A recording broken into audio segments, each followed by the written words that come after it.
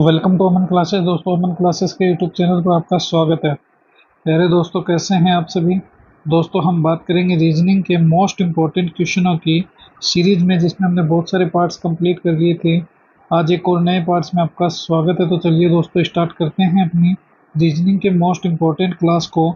इससे पहले जितने भी साथी चैनल पर नए हैं, वो चैनल को ज़्यादा से ज़्यादा लाइक शेयर सब्सक्राइब कर देना और बेल आइकन को प्रेस कर देना।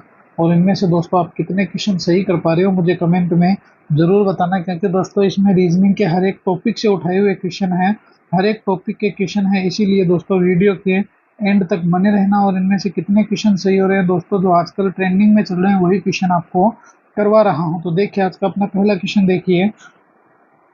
प्रकाश ने 6 किलोमीटर उत्तर की यात्रा की, फिर बाएं मुड़कर 4 किलोमीटर और फिर दाएं मुड़कर 6 किलोमीटर यात्रा की। अब वह अपने प्रारंभिक बिंदु से, या ये कह सकता है प्रारंभिक स्थान से, कोई एक भी बात कह दे, चाहे स्थान कह दो चाहे बिंदु कह दो, कोई फर्क पड़ने वाली बात है नहीं है। तो कितनी दूर है, देखिए आपको बताता हूँ। सबसे पहले आपको क्या करना है, जब भी ऐसे क्वेश्चन आ जाए दोस्तों दिशा से संबंधित, तो ध्यान रखना दिशा इसी प्रकार डिसाइड होती है। अगर तुम ऐसे कोण निकालोगे दोस्तों, तो ये कितनी डिग्री है, 90 डिग्री।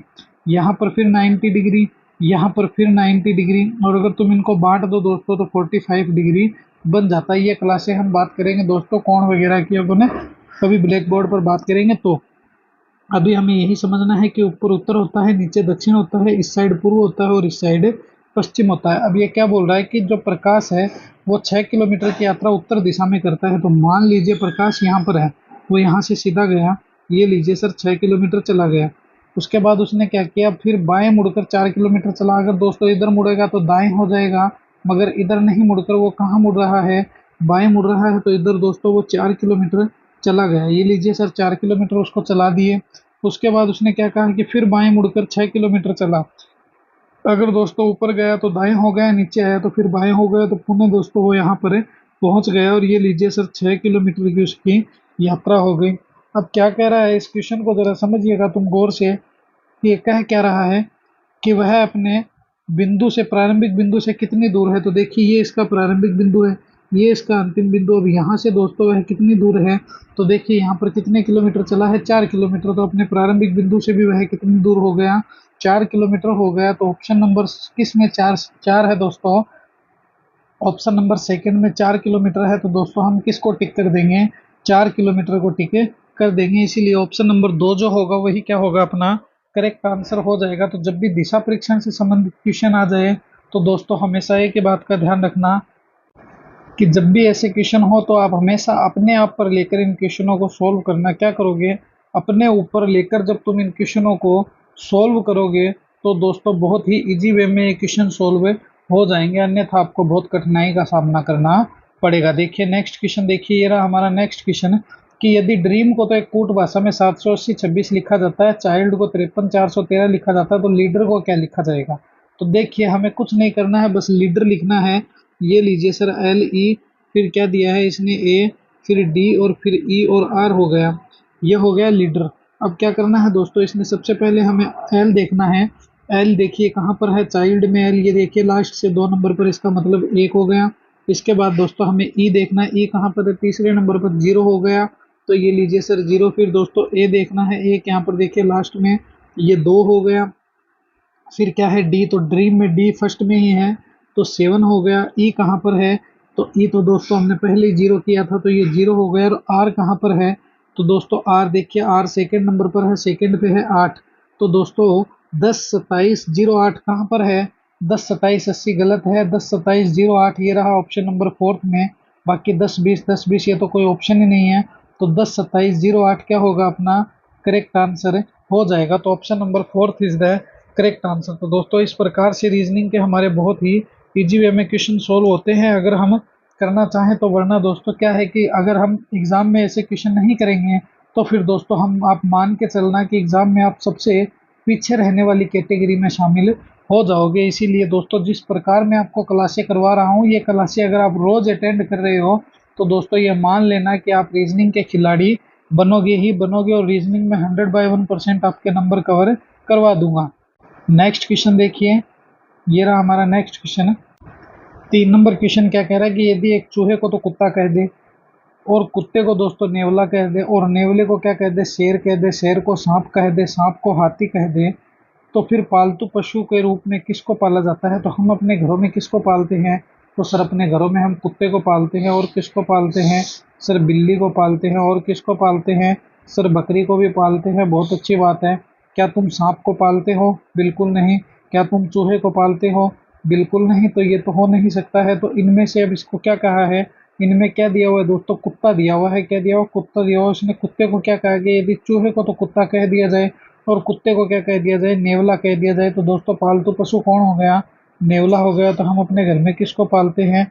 तो सर नेवले को ही पालते हैं। इसीलिए ऑप्शन नंबर फोर्थ जो होगा ना, वही क्या होगा इसके अकॉर्डिंग अपना करेक्ट आंसर हो जाएगा। Option number fourth is the correct answer. तो घर में किसको पालेंगे? तो सर घर में हम नेवले को पालेंगे। किसको पालेंगे? नेवले को पालेंगे। चलिए अगला प्रश्न देखिए दोस्तों, मोस्ट इंपॉर्टेंट क्वेश्चन है। इन क्वेश्चनों को तुम मोस्ट लगाने में इसी प्रकार आजकल टॉप ट्रेंडिंग क्वेश्चन चल रहे हैं। ट्रेंडिंग में ऐसे ही क्वेश्चन पूछे जाते हैं। चलिए नेक्स्ट क्वेश्चन देखिए, ये रहा हमारा नेक्स्ट क्वेश्चन। बहुत ही अच्छा क्वेश्चन है। BDACFHEGNPMO आगे क्या आएगा? इस NPMO को दोस्तों भूल जाओ।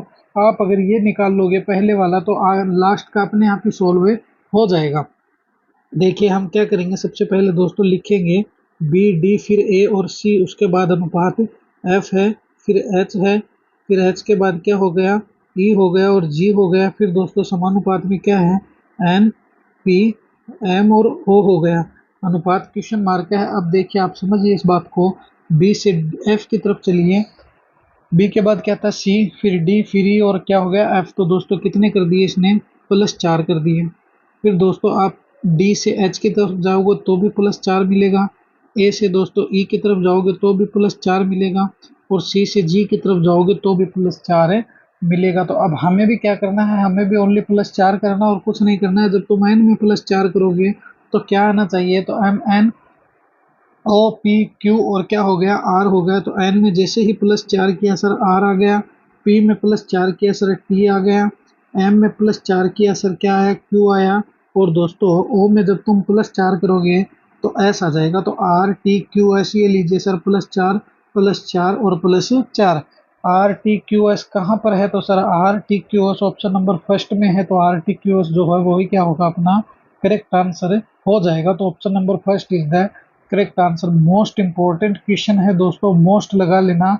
ऐसे ही क्वेश्चन आजकल बहुत ज़्यादा एग्जाम में पूछे जा रहे हैं और हर एक टॉपिक से दोस्तों आपको मैं क्वेश्चन करवा रहा हूं। इसीलिए इन क्लासों को आप कभी मिस मत करना। चलिए नेक्स्ट क्वेश्चन देखिए, ये ना हमारा नेक्स्ट क्वेश्चन है। 49 है, 49 है, फिर 64 है, फिर 144 और फिर अनुपात है। क्वेश्चन मार्क है, क्या आएगा? देखिए इसे भी दोस्तों हम क्या करेंगे, सबसे पहले लिखकर देखेंगे कि लिखने से हमारा काम बन रहा है या नहीं बन रहा है और इसमें क्या रिलेशन है वो हमें ज्ञात करना है। तो सबसे पहले देखिए तुम 49 से 64 की तरफ चलिए। जब तुम 49 से 64 की तरफ जाओगे दोस्तों तो कितने हो गए? तो सर +15 हो गए। हुए कि नहीं? बिल्कुल हुए। जब तुम 144 में +15 करोगे तो 5 और 4 कितने आ गए? 9 आ गए। 1 और 4 कितने हो गए? 5 और 1 का 1। 159 आपको कहीं नजर आ रहा है क्या? 186 121 जरूर है, मगर 159 नहीं है। तो दोस्तों इस प्रकार तो ये नहीं हो सकता है। तो फिर ये सर कैसे होगा? तो देखिए मैं आपको बताता हूँ। जब आप ऐसे करोगे 49 हो गए, फिर 64 हो गए, फिर अनुपात समानुपात 144 हो गए, अनुपात क्वेश्चन मार्क हो गए। आगे क्या आएगा वो हमें बताना है। देखिए ये जो 49 है ये किसका स्क्वायर है? तो सर 7 का स्क्वायर है। ये 64 जो है ये किसका स्क्वायर है? सर 8 8 64 8 का स्क्वायर है। तो देखिए अब समानुपात में क्या दिया? 144। तो ये किसका स्क्वायर है? तो सर 12 का स्क्वायर है। तो अब आगे हम क्या करेंगे? तो सर आगे हमें ये करना पड़ेगा कि जिस प्रकार 7 का स्क्वायर फिर +1 कितने का स्क्वायर हो गया? 8 का स्क्वायर। तो 12 का स्क्वायर फिर +1 दोस्तों कितने का हो जाएगा? 13 का स्क्वायर हो जाएगा। और जब तुम 13 का स्क्वायर करोगे तो कितना आ जाएगा? तो सर 169 होता है 13 का स्क्वायर। तो 13 का स्क्वायर जो 169 होता है दोस्तों कहाँ पर है? ऑप्शन नंबर 2 में है। तो ये 2 नंबर ऑप्शन ही क्या होगा? अपना करेक्ट आंसर हो जाएगा। तो ये 13 का स्क्वायर जो होगा दोस्तों 169 ही अपना क्या है? करेक्ट आंसर हो जाएगा। तो option number second is the correct answer. देखिए कितनी इजी है रीजनिंग की क्लासें दोस्तों, बहुत ही इजी है रीजनिंग की क्लासें, मगर हम क्या है समझने में कंफ्यूज कर रहे हैं। चलिए अगला प्रश्न देखिए, ये रहा हमारा नेक्स्ट क्वेश्चन। दर्पण प्रतिबिंब ज्ञात करें। एम है, फिर एन है, ये अप्रैल हो गया और ये इस प्रकार हो गया। आगे क्या आएगा वो हमें बताना है। तो देखिए अप्रैल का दोस्तों दर्पण प्रतिबिंब बनाना है। क्या बनाना है? तो सर मिरर इमेज बनानी है। मिरर इमेज बनाने के लिए हमें क्या करना पड़ेगा? तो सर मिरर इमेज बनाने के लिए बस हमें ये देखना है कि किसकी मिरर इमेज क्या होती है। सबसे पहले एल है दोस्तों, एल की मिरर इमेज ऐसे हो गई। आई की है दोस्तों mirror image as it is रहती है, कुछ भी नहीं बदलता है। आर की मिरर इमेज जब तुम बनाओगे तो दर्पण में ऐसी बनेगी। पी की जो मिरर इमेज है दोस्तों, वो पी की किस प्रकार रहेगी? तो पी की दोस्तों आप अगर मिरर इमेज बनाओगे, जब पी की मिरर इमेज बनाओगे तो पी आपके सामने दोस्तों इस प्रकार से आ जाएगा। और ए जो है, ए की मिरर इमेज दोस्तों सेम ही रहती है। तो देखिए यहाँ पर देखिए एक नंबर बिल्कुल भी गलत है दोस्तों, कहीं पर भी सही नहीं बैठ रहा है। उसके बाद देखिए ये देखिए अप्रैल है, यहाँ पर आप देखोगे तो एल आई आर सही कर दिया। फोर्थ नंबर देखोगे दोस्तों ये भी गलत है, क्योंकि इसमें पी सही है, इसमें आर सही है और इसमें दोस्तों एल सही है। मगर ऑप्शन नंबर थर्ड में देखोगे दोस्तों तो ये अपना एकदम सही हो जाएगा, क्योंकि इसमें एल आई फिर आर पी ए, तो तीनों की मिरर इमेज दोस्तों एकदम करेक्ट है। तो option number third is the correct answer. तो इस क्वेश्चन के अकॉर्डिंग दोस्तों ऑप्शन नंबर थर्ड जो होगा वो अपना क्या हो जाएगा? करेक्ट आंसर हो जाएगा। तो ऐसे ही दोस्तों क्वेश्चनों को बस समझने की देरी है।